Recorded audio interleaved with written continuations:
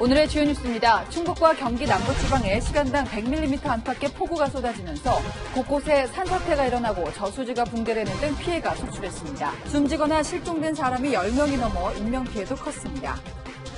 강원과 충청 지역을 잇는 철로와 고속도로가 일부 무너지거나 물에 잠겨 운행에 차질을 빚었습니다. 하천과 저수지 주변 주민들이 긴급 대피하기로 했습니다. 아줌마가 맨발로 막 쭉 쳐내렸어요. 여기까지 사람 구해달라고. 비 피해가 잇따르는 가운데 태풍까지 북상하고 있습니다. 태풍의 영향으로 5일까지 중부지방을 중심으로 최대 500mm의 비가 더 올 것으로 보입니다. 2달 넘게 장대비가 쏟아진 중국은 5천만 명 넘는 이재민이 발생했습니다. 산샤댐 방류로 폐허가 된 마을 주민들은 태풍 소식에 또다시 긴장하고 있습니다. 또 양쯔강에서 밀려온 쓰레기가 산샤댐 수문 앞을 가득 막고 있습니다. 임대차 3법 시행으로 전세 월세 전환이 가속화할 것이라는 우려가 나오는 가운데 윤준병 더불어민주당 의원이 월세 전환이 뭐 나쁘냐고 발언해 논란입니다.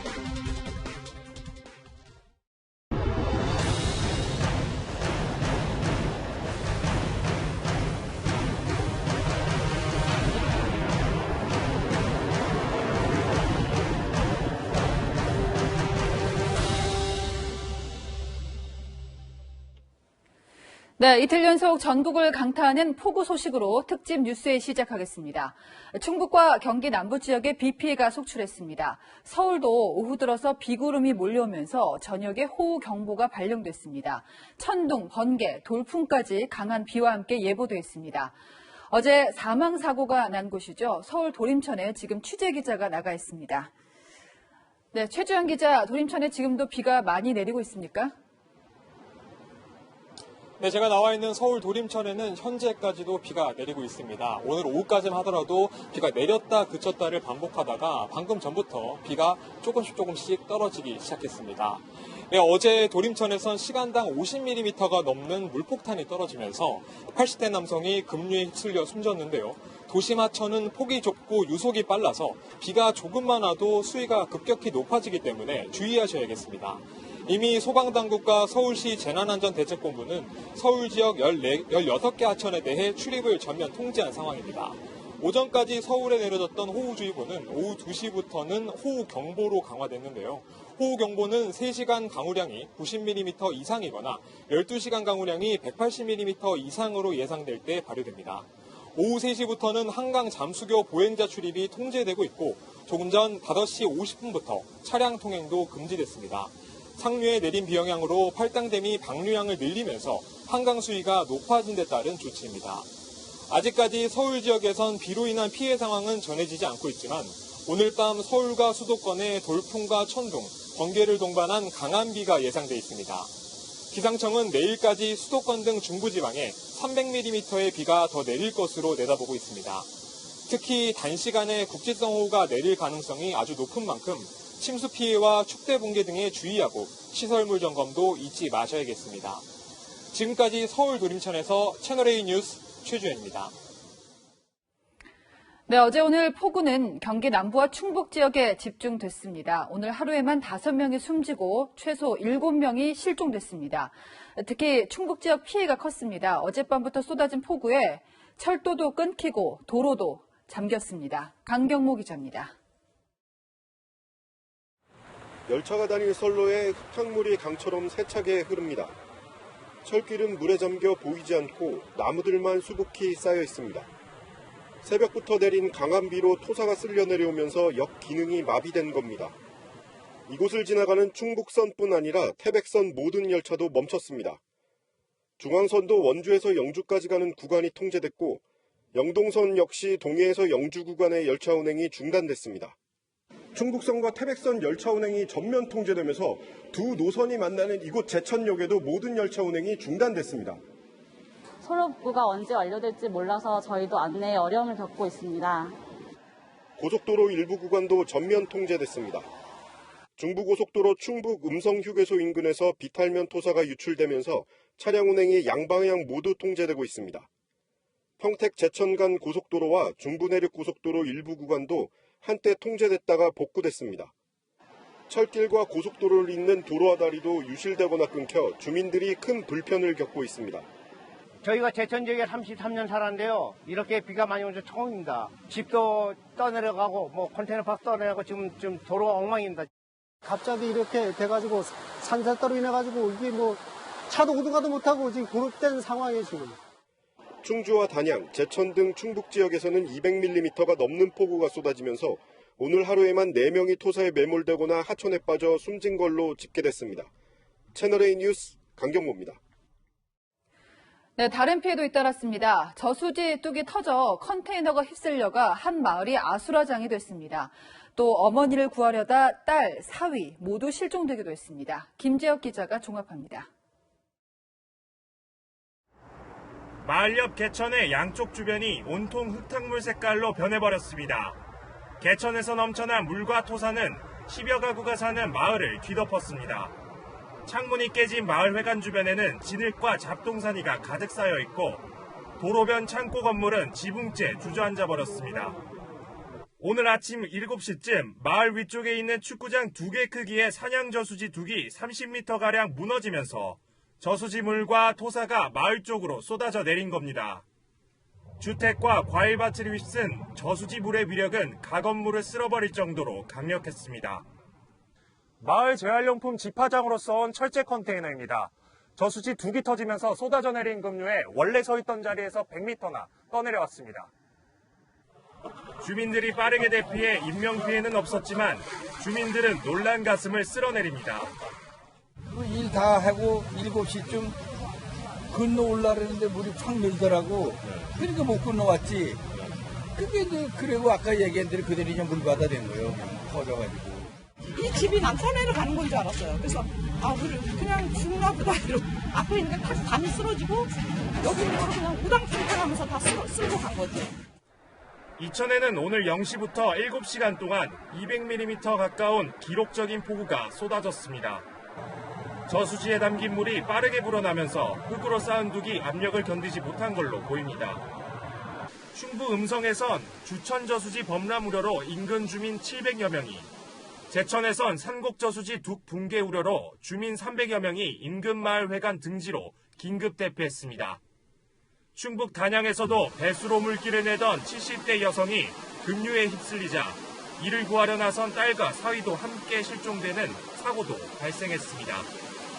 채널A 뉴스 김재혁입니다. 네, 경기 안성시는 아침부터 곳곳에 산사태가 났습니다. 양계장이 무너져서 50대 남성이 숨졌고요. 또 집에 갇혔던 70대 여성이 극적으로 구조됐습니다.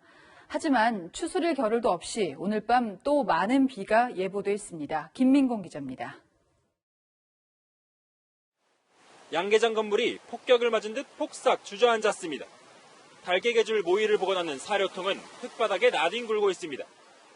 양계장 주변 나무 수백 그루는 뿌리째 뽑혀 널려 있습니다.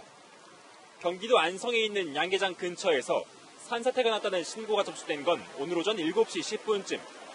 시간당 100mm가 넘는 폭우에 약해진 집안이 무너지면서 토사가 양계장과 주택으로 몰려온 겁니다. 산사태가 덮친 주택 옆으로는 아직도 흙탕물이 흘러내려가고 있는데요. 토사가 한꺼번에 쓸려내려가면서 원래 없던 물길이 새로 생긴 겁니다. 구조대가 2시간에 걸쳐 수색한 끝에 토사에 매몰된 50대 남성을 발견했지만 이미 숨을 거둔 뒤였습니다. 산사태 직후 집 밖으로 탈출했다가 변을 당한 걸로 추정됩니다. 아줌마가 맨발로 막 쫓아내려왔어요. 여기까지 사람 구해달라고. 사람 오라는데 전화 사방이니까 전화도 안 터지고 이 전기 다 나갔지. 인근 안성시 죽산면에서도 산사태가 발생해 집안에 갇혀있던 70대 여성이 4시간 만에 구조되기도 했습니다. 여성은 다리가 부러졌지만 생명에는 지장이 없는 걸로 전해졌습니다.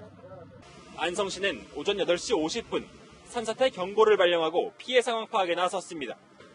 모래흙이라고 그래가지고 우리가 마사라고 불러요. 그런 지역에 산사태 그런 게 많이 발생을 하니까 몇 초 그냥 순간적으로 내려옵니다. 일부 긴급 복구가 이루어졌지만 물기를 머금은 진흙 때문에 장화를 신고도 이동하기조차 쉽지 않습니다. 안성에서는 시가지도로와 농지 등 곳곳이 침수된 가운데 오늘 밤에도 강한 비가 예고돼 있어 주민들은 불안해하고 있습니다. 채널A 뉴스 김민곤입니다. 실종자 중에는 소방 구급대원도 있습니다. 구조 작업에 나섰다가 순식간에 거센 물살에 휩쓸렸습니다. 지금 수색 작업 중인데 실종자들이 무사히 돌아오기를 바랍니다. 권솔 기자입니다. 2차선 도로가 두동강 났고 그 사이로 흙탕물이 요동치며 흘러갑니다. 아스팔트 포장은 집안이 통째로 휩쓸려 나가 위태롭게 떠 있습니다. 충북 충주소방서 소속 구급대원인 29살 송모 소방사가 급류에 휩쓸려 실종된 건 오늘 오전 7시 30분쯤. 송 소방사는 충주시 산청면에서 가스폭발로 붕괴된 주택에 사람 2명이 깔렸다는 신고를 받고 출동하던 중 사고를 당했습니다. 도로가 물에 잠긴 상황에서 산악 구조차가 지나갈 수 있는지 살펴보다 물살에 휩쓸린 걸로 전해졌습니다. 도로인데 왼쪽 도로만 유실이 돼서 차를 세워놓고 차가 지나갈 수 있는지로 메디션을 확인 중에 도로가 다시 더 유실되면서 함께 출동한 동료 소방관 4명이 급히 뒤따라 내렸지만 손을 쓸 수 없었습니다. 소방당국은 사고가 난 하천 하류 지점에 소방 인력 수십 명을 투입해 수색을 벌이고 있습니다. 송 소방사는 지난 2018년 임용돼 지난해부터 충주시 산청면에서 구급대원으로 근무해왔습니다. 송 소방사가 구조하러 출동했던 주민들은 가벼운 부상만 당한 채 구조됐습니다. 채널A 뉴스 권솔입니다. 시민들은 SNS로 누구보다 빠르게 폭우 피해를 알려주셨습니다. 저희 채널A에도 소중한 제보를 많이 해주셨는데요. 홍진우 기자가 모아봤습니다. 집 앞으로 흙탕물이 폭포수처럼 흘러내립니다. 거센 물살에 트랙터와 차량마저 휘청거립니다. 가재 도구들은 이미 다 떠내려갔습니다. 어머, 우리 트랙터가 다 떠내려가겠네. 밭에 있어야 할 수박이 도로 위로 쏟아져 내렸습니다. 흙탕물 위로 대굴대굴 굴러다닙니다.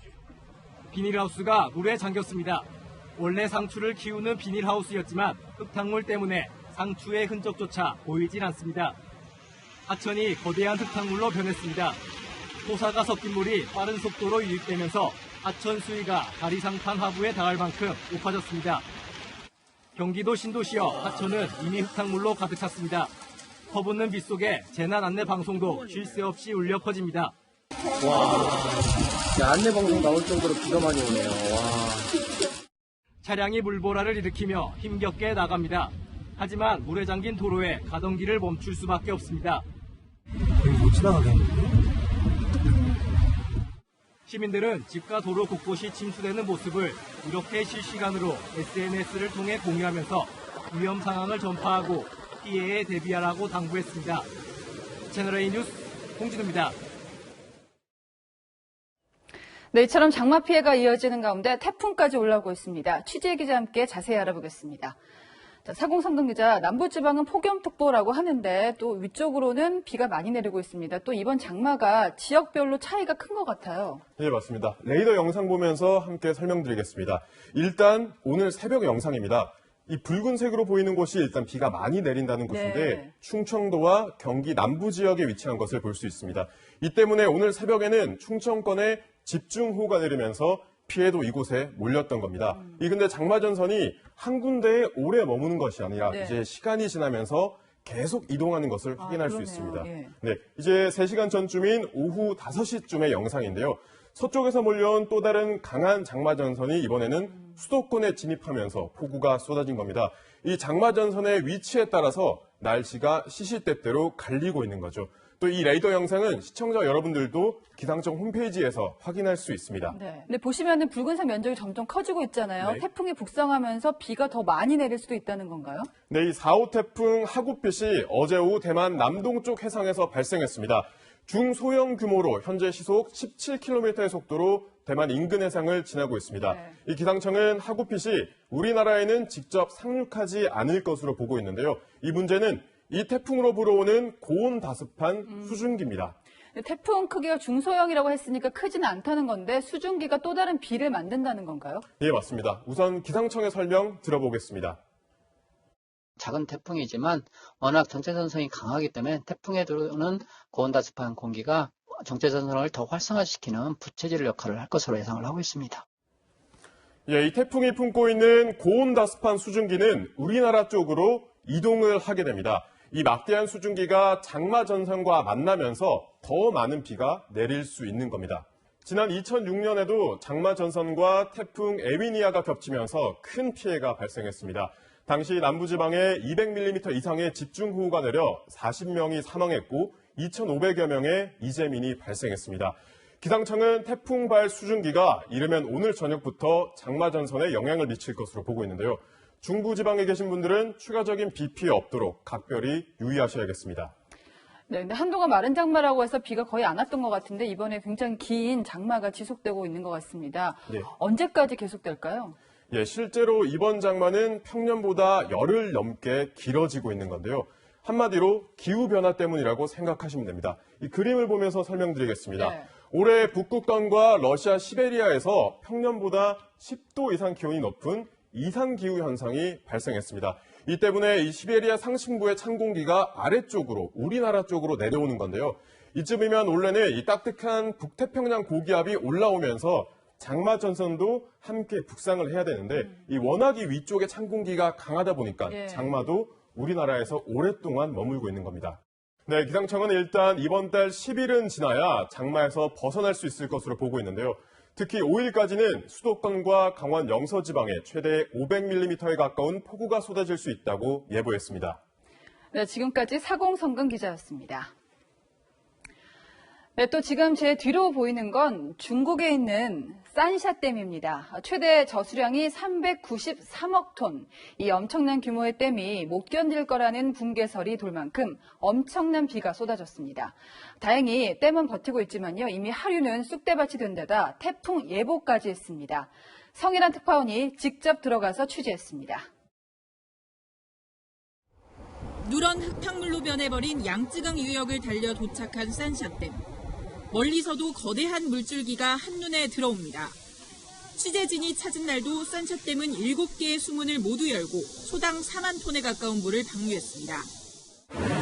산샤댐의 위력을 가장 가까이에서 느낄 수 있는 곳인데요. 거대한 물보라로 인해서 주변이 안개로 자욱하고 양쯔강에서 흘러들어온 물은 파도처럼 출렁이고 있습니다. 지난 18일부터 산샤댐 수위는 160m를 웃돌아 댐이 저장할 수 있는 최고 수위를 불과 10여 미터 남겨두고 있습니다. 네, 저는 지금 산샤댐 안으로 조금 더 들어와 봤는데요. 이렇게 바로 옆에는 원래는 둑이 있던 자리인데 물이 차오르면서 가느다란 선만 남게 됐고요. 또 양쯔강에서 밀려온 쓰레기가 산샤댐 수문 앞을 가득 막고 있습니다. 중국 남부 지역의 주요 전력원이기도 한 산샤댐을 바라보는 주민들의 시선은 복잡합니다. 今年下雨太多了，然后如果是不泄的话，让下雨，如果是在下雨的话，就是这个大坝就控制不住。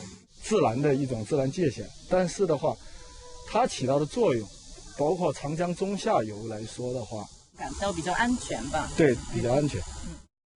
하지만 산샤가 뱉어낸 물이 흘러들어가는 양쯔강 중하류 지역의 피해는 이만저만이 아닙니다. 안우이성 각지에선 여전히 피해가 발생하고 있고 후베이성 주민의 5분의 1이 이재민이 됐습니다. 산사태까지 덮쳐 최악의 피해를 입은 후베이성 언스를 찾아가 봤습니다. 我接近60岁还没看到过。 20년간 운영해온 마트는 안에 있던 물건들이 휩쓸려 나오면서 쑥대밭이 됐습니다. 건설 장비까지 동원해봤지만 피해를 복구할 엄두가 안 납니다. 东西都是从这么冲走了，你看这个玻璃，全部都是冲坏了，没有一点好的。 지난 1975년 댐 붕괴로 23만여 명이 사망한 트라우마가 있는 중국인들의 홍수는 그야말로 재앙입니다. 폭우가 얽히고 간 중국 전역의 이재민만 5,500만 명에 이릅니다. 8월엔 태풍이 올 수 있다는 예보도 있어서 긴장을 늦추기도 어렵습니다. 지금까지 후베이성 언시에서 채널A 뉴스 성혜란입니다. 보통 신축 아파트가 들어서면요, 처음에는 전세가 비교적 저렴하게 또 한꺼번에 풀리는데요. 요즘은 얘기가 다릅니다. 집주인들이 임대 매물을 걷어들이고 있습니다.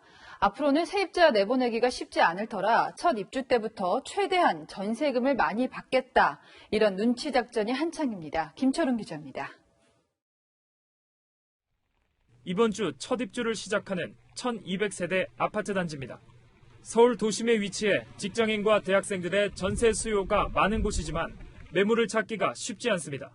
주인분들도 계약하기를 망설이시는 것 같긴 해요. 그래서 2년 살고 그냥 나중에 뭐 임대를 주던해야겠다고 말씀하시는 분도 꽤 되고 해서. 전세로 내놨던 매물을 반전세로 돌린 경우도 있습니다. 월세를 조금씩 더 받으시려고 하는 거죠. 보증금 한 2억 정도에 한 130, 40 정도까지 나오네요. 2,000세대가 넘는 신축 대단지의 경우 입주 시작과 함께 전세가 쏟아지지만 지금은 사정이 다릅니다. 임대차 3법으로 전세 계약 기간이 사실상 4년으로 늘어나다 보니 집주인들이 매물을 걷어들인 뒤 가격을 고민하고 있는 겁니다. 보유한다고 약간 좀 더 있다가 낸다고 더 높여서 내고 싶은 거죠. 뭐 손님들이 계셔서 전화를 하면은 그냥 좀 더 있다가 생각해보겠다 그렇게 말씀을 또 하시거든요. 처음 계약할 때 4년 뒤까지 고려해 최대한 높은 가격을 받기 위해 버티겠다는 집주인들도 많습니다. 25% 더 올려봤죠. 계획을 내줄 때는. 올리지 못한 거에 대한 전세비를 미리 올려받는 거죠. 채널A가 부동산 빅데이터 아시를 분석한 결과 오늘 기준으로 서울 전세 아파트는 지난달에 비해 14%나 줄었습니다.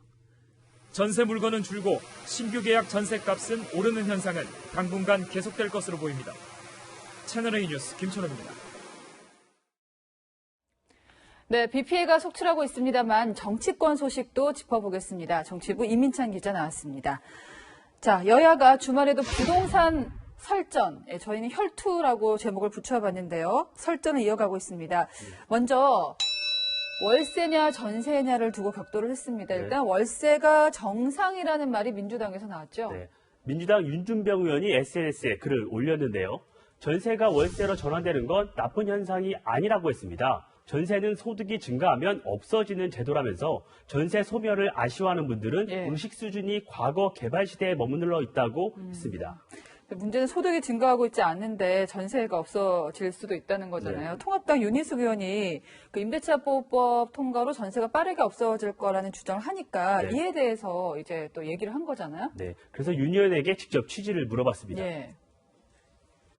전세에서 월세로 전환되는 것이 나쁘다고 전제하고 있고 2년에서 4년을 만들었더니 오히려 더 나빠지는 것처럼 하고 있잖아요. 그거는 올바른 전제가 아니라고 저는 생각합니다.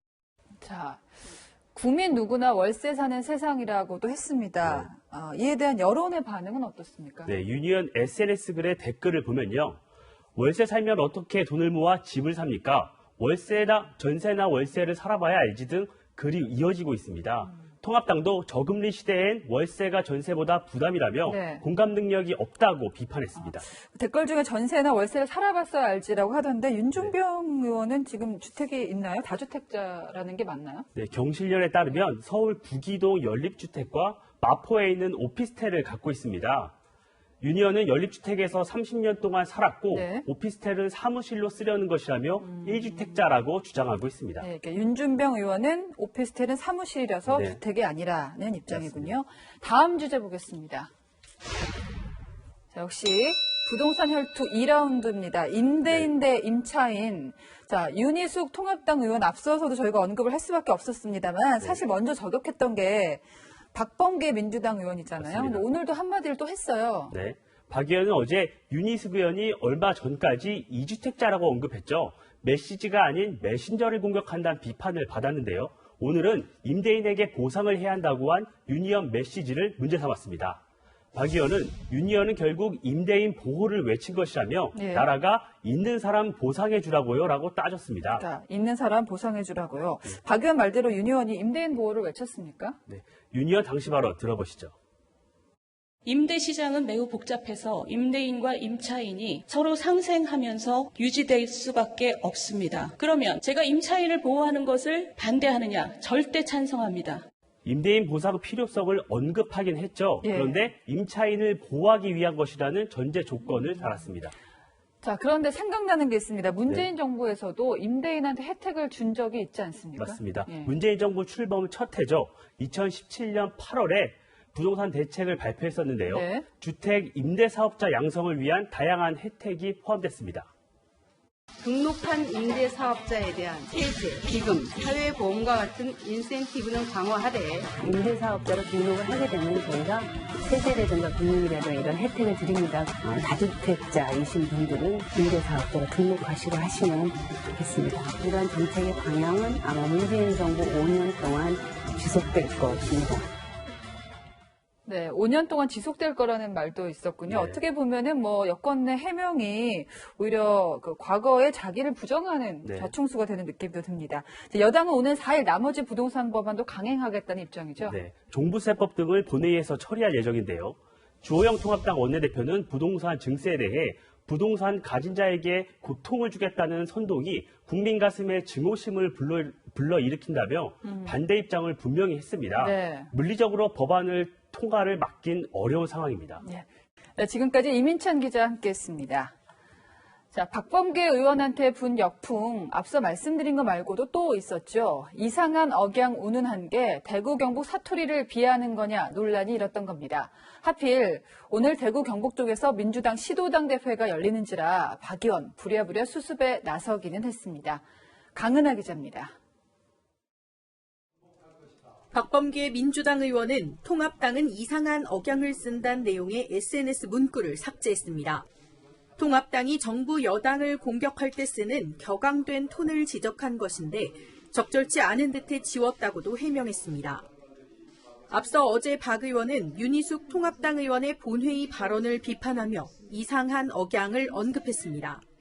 하지만 이상한 억양이 통합당 지지층이 많은 대구 경북 사투리를 말한 것으로 해석되면서 지역 감정을 조장한다는 비판이 쏟아졌습니다. 이 같은 논란 속에서 민주당 대표 후보들은 대구 경북 지역을 찾아 지지를 호소했습니다. 대구 경북과 제 고향 광주 전남은 정치적으로 가장 멀리 있는 것처럼 사람들이 느낍니다. 그러한 정치 지역 구도의 벽을 우리 세대에 끝냅시다. 감히 노무현 대통령의 어법을 빌리자면 저 김부겸 당대표 감히 됩니다. 도와주십시오. 2022년 그 누가 후보로 나와도 반드시 승리하는 정당으로 만들겠습니다, 여러분. 전국 순회 합동 연설회를 이어가는 후보들은 다음 주말 광주와 전남 전북 지역을 찾을 예정입니다. 채널A 뉴스 강은하입니다.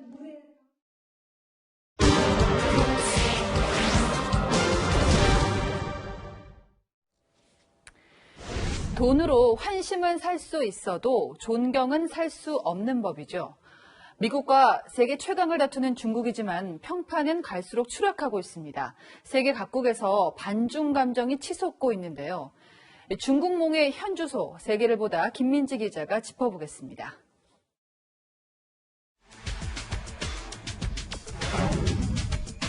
初心和使命是我们走好新时代长征路的 시 주석은 특별한 한 해를 다짐했지만 우한에서 시작된 코로나19가 전 세계를 휩쓸면서 중국몽은 위기를 맞습니다. Sehr geehrter Herr Präsident Xi Jinping, das wird Corona über kurz oder lang Ihr politisches Ende bedeutet. 홍콩 내 반정부 활동을 처벌할 수 있도록 하는 내용의 홍콩 보안법 처리는 중국의 입지를 더 줄였습니다. 중국은 세계에서 네 번째로 큰 영토를 갖고 있으면서도 늘 주변국과 마찰을 빚습니다.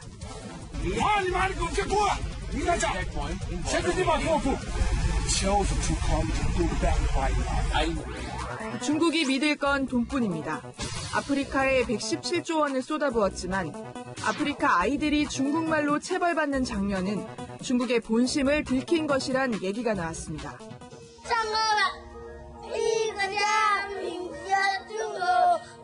이런 중국을 향해 미국은 총공세에 돌입했습니다.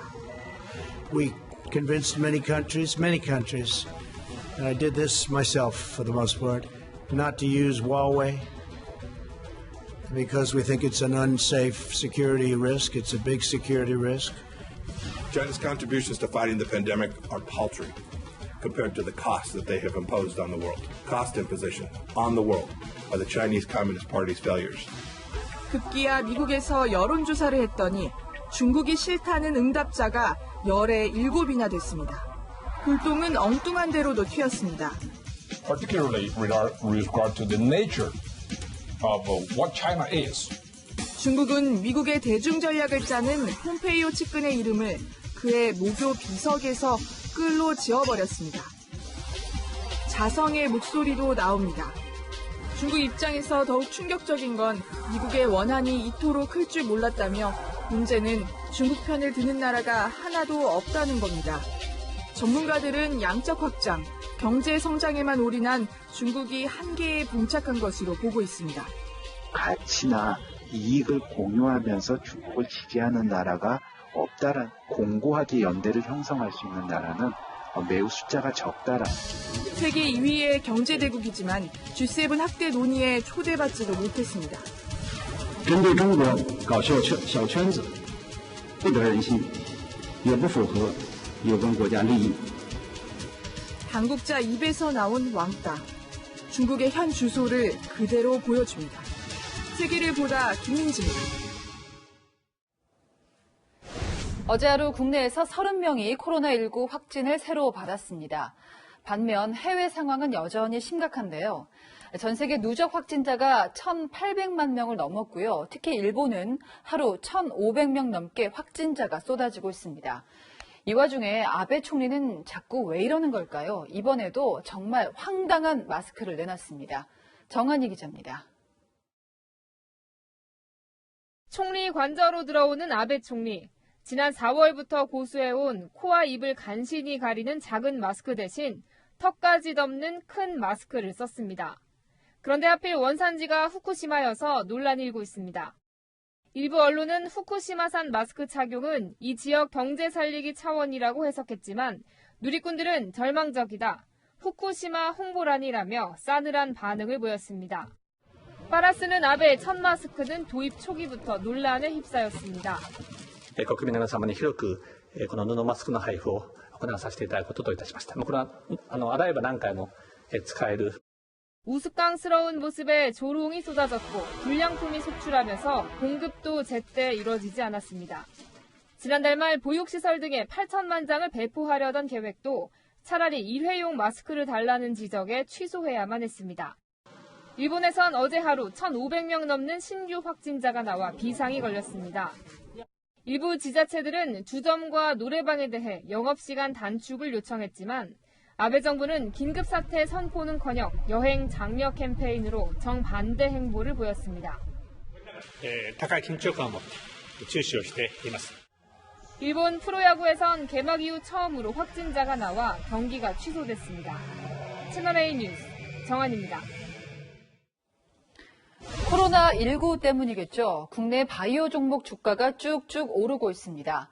실적 뒷받침만 된다면요, 얼마나 좋겠습니까마는 대박을 쫓다가 쪽박 찰까 위험한 종목이 적지 않습니다.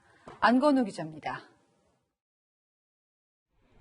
대형 포털 사이트의 주식 토론방입니다. 이른바 개미, 개인 투자자들의 관심은 코로나19 백신과 치료제 관련 바이오 종목들에 쏠려 있습니다. 뚜렷한 성과가 없어도 호재성 소식만 있으면 투자에 뛰어듭니다. 신풍제약의 경우 지난 6월 자체 개발한 약이 코로나19 치료제 후보로 오르내리면서 매수가 이어졌고 주가가 급등했습니다. 보통주보다 배당률이 높은 우선주의 경우 올 초 5,950원이었던 주가가 16만 원으로 2,589%나 폭등했습니다. 신풍제약은 상한가까지 갔던 주가가 마감 직전 폭락하는 등 널뛰기 장세를 보이다 결국 투자 위험 종목으로 지정됐습니다. 코로나19 국내 확진자가 발생한 지난 1월 20일 이후 최근까지 주가 상승률 1위부터 20위 가운데 18개가 바이오 관련 종목이었습니다. 같은 기간 투자 위험 종목으로 지정된 18건 가운데 13건, 70%가 바이오 관련주였습니다. 안 터지면 쪽박으로 가버릴 수 있는 위험성, 실패하는 기업이 나타날 가능성이 상대적으로 높다고 봐야 되는 거거든요.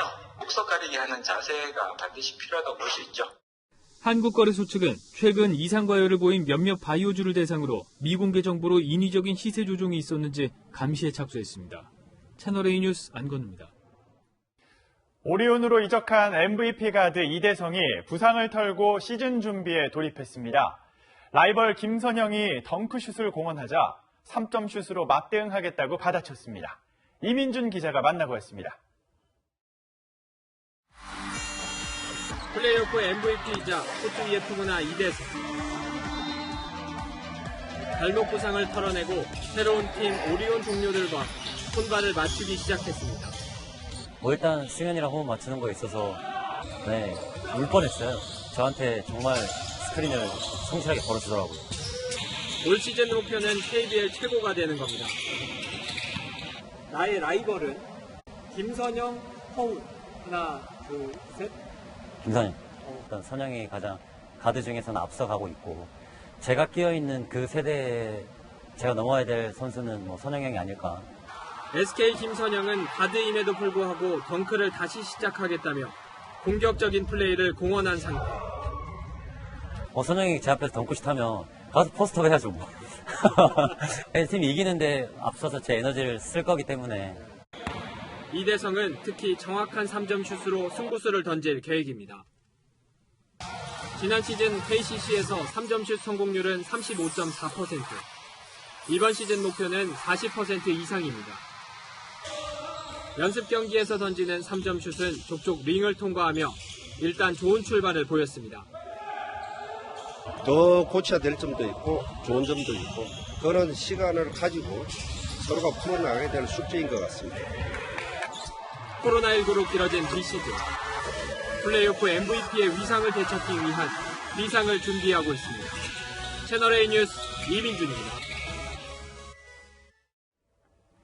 어제부터 중북부 많은 곳에는 300mm에 가까운 물폭탄이 쏟아졌습니다. 이에 따라 중부 곳곳에는 호우경보가 내려진 상태인데요. 앞으로 더욱 강한 비구름대가 몰려오면서 밤사이 중부 일부 지역에는 시간당 최고 100mm 이상의 물폭탄이 쏟아지겠고요. 호우특보는 더 확대 강화되겠습니다. 내일까지 중부 많은 곳은 300mm 이상의 폭우가 쏟아지겠고요. 경북 북부 내륙에는 100mm 이상, 강원 영동과 경북에는 30에서 80mm 정도의 비가 더 내리겠습니다.